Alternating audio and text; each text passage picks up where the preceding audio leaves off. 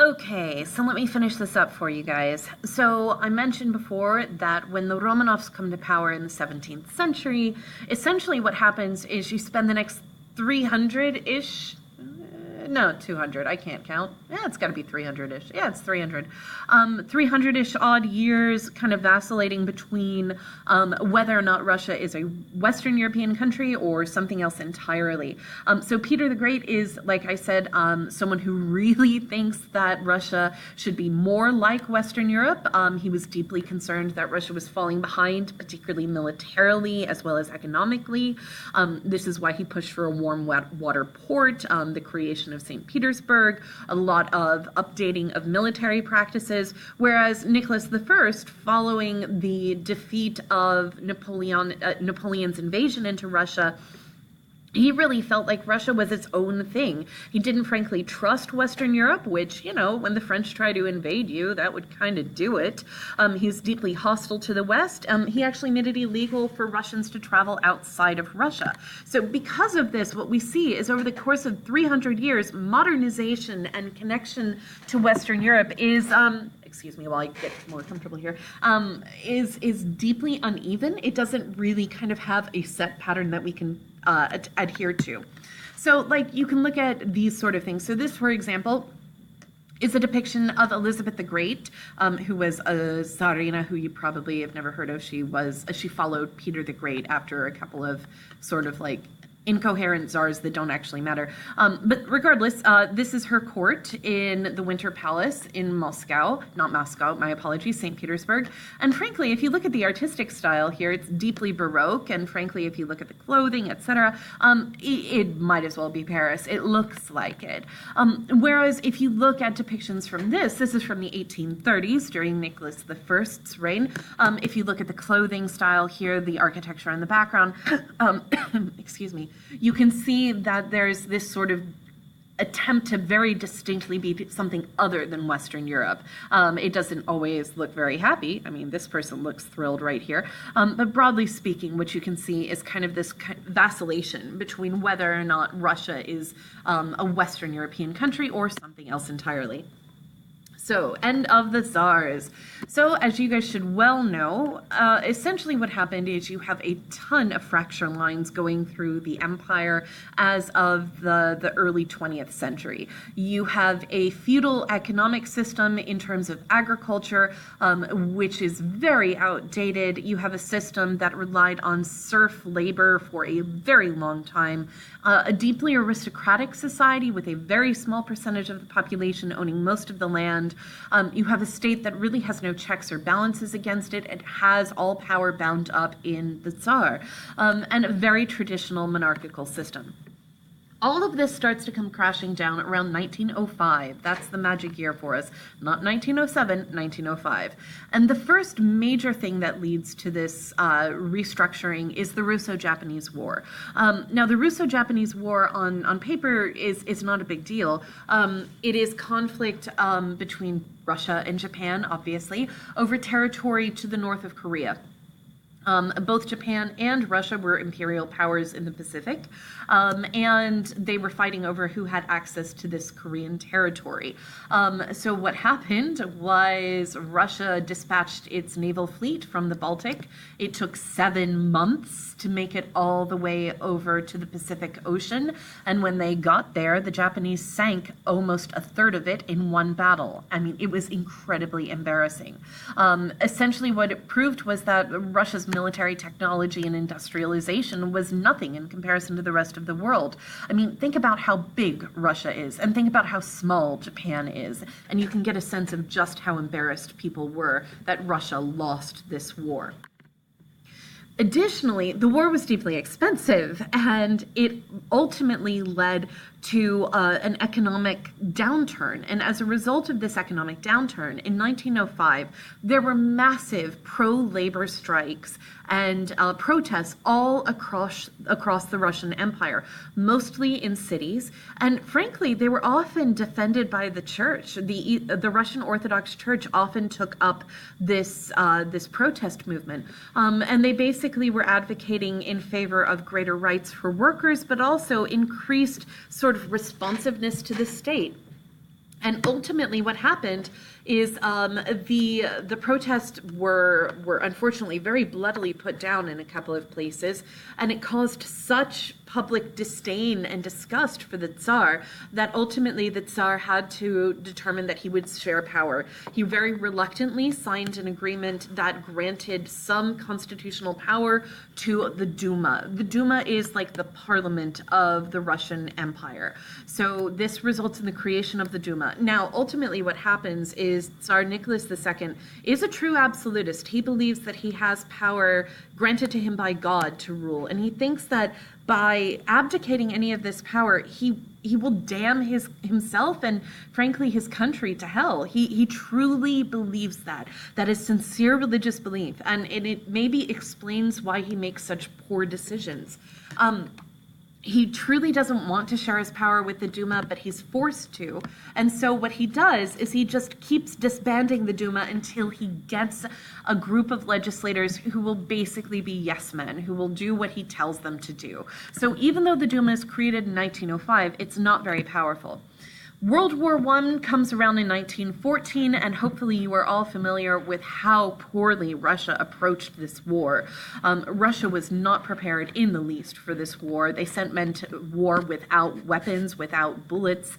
They told them to survive for about 5 minutes and then look for what they were missing. As a result of this, people did not unify in Russia under World War I in the way that they did in France or in England. Instead, it proved to people just how incompetent the Tsar was. And ultimately, as a result of this, the Tsar was forced with massive protests in all of the big cities. And one thing you should know is that the protests were largely led by women because men were at the front. So it was largely women who, frankly, forced the Tsar out of power. He was forced to abdicate in March of 1917. And as a result, the Duma takes control with a weak provisional government. But like I mentioned earlier, the Duma was basically comprised of the Tsar's yes men. They had no true experience in government. They didn't know what to do. They were forced with dealing with the question of should Russia stay in the conflict of World War I or pull out. They were no better suited to running World War I than the Tsar was. So as a result of this, what happens is Vladimir Lenin, a revolutionary thinker deeply influenced by Marx, who had been exiled from the country in 1895 for fomenting rebellion against the Tsar, comes back. He's actually smuggled back into the country by Germans. The Germans are hoping that if Lenin comes to power, he will pull Russia out of the war. They're right about that. He stages a coup d'etat in October of 1917.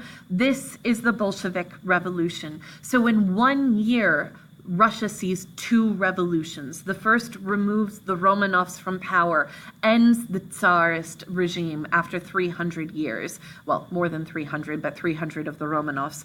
The second occurs in October and establishes Lenin in charge of a new party state. Now, this is leading to the establishment of the USSR, the Union of Soviet Socialist Republics. Now, one thing you should know is that Lenin is dealing with that gap that Marx creates, right? Marx is like, we're going to get everyone to gain consciousness and then poof, magical communist utopia. And Lenin is essentially operating in the how do you get people to gain consciousness world. So what he does is he embraces this idea of a vanguard party. This is Marx. This is not Marx. This is Lenin's brainchild. Basically, he says, in order to get everyone to gain consciousness, we have to create a party that will usher in this great and glorious new future. He rejects the notion that Marx had put forward, that everyone had to gain consciousness and thus result in like a global revolution before we could build some sort of, excuse me, I'm sorry, I've got hiccups, before we could gain some sort of communist utopia. No, Lenin says, first, let's get everybody's minds right in Russia, and then we will work on spreading the message of the revolution. Because of this, he basically says we don't need to go through industrial capitalism. We can go straight from this old feudal regime to this sort of dictatorship of the proletariat. Now, it's going to take a lot of state power, but we can do it. So Lenin's ruling policies are ones that flex the muscles of the state. First of all, he suspends the notion of having local authority. He had promised it during the October Revolution in 1917.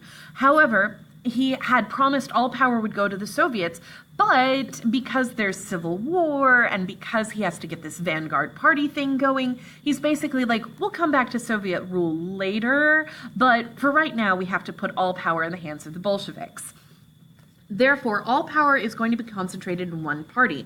This is the Bolsheviks, and then eventually they will take the name as the Communist Party.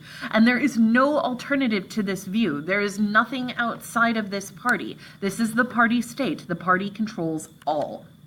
In order to control all of this, Lenin creates his own secret police force, the Cheka. Very infamous, extremely brutal. Eventually, the Cheka will become the KGB. The KGB is like if the NSA, the CIA, and the FBI plus local policing forces were under one roof.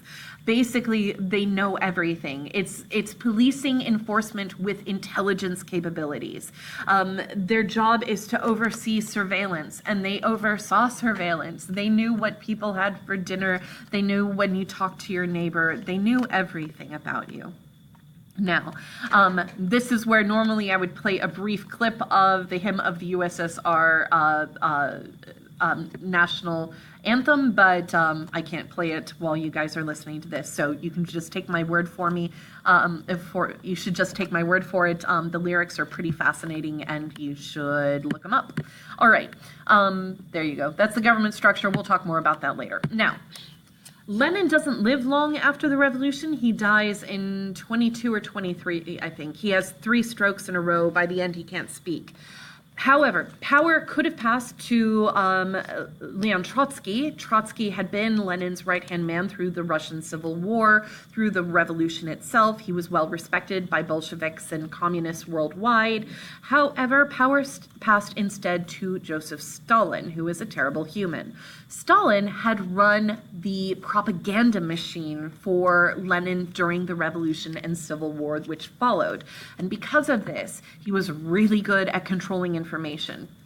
He consolidated power throughout the party state, and he creates a totalitarian regime. Now, don't be reluctant to state that Lenin was headed this direction, but it's Stalin who puts it into play. He eliminates all remaining remnants of private property under his control. This is where you have massive agrarian collectivization. He also has 5-year plans put into place. These are crash industrial policies. They are only somewhat successful. His industrialization policies are more successful than the agrarian policies. Any opposition to state authority during this period would land you in the gulags for re-education and hard labor, or you'd just simply be disappeared, or you'd be killed. Generally speaking, all of these were terrible. Imprisonment was sometimes just a prolonging of the death sentence. Stalin is really big on the use of cult of personality. His face becomes the most recognizable face in the second half of the 20th century. He is incredibly recognizable. However, because of his brutality, ultimately what happens is the USSR will collapse. There are attempts to reform the Stalinist state under Khrushchev in the 1960s. However, this is seen as weakness, especially by the Communist Party after the Cuban Missile Crisis. And so Khrushchev is forced out of power in 1964, almost immediately following the Cuban Missile Crisis. As a result of this, the USSR's bureaucratic state just gets more and more complex and overly weighted and inefficient. And by the 1980s, it becomes very clear that the USSR is collapsing. It's not able to compete. So you have Mikhail Gorbachev comes to power. He pushes for reform. We've already talked about this, glasnost and perestroika. As a result of this, the reform is uncontrollable, and you see rapid deinstitutionalization of the USSR. And in August of 1991, you see an attempted coup d'etat against Gorbachev, and ultimately, the USSR collapses. There, right here, standing on the tank, That is the first president of the Russian Federation, Boris Yeltsin.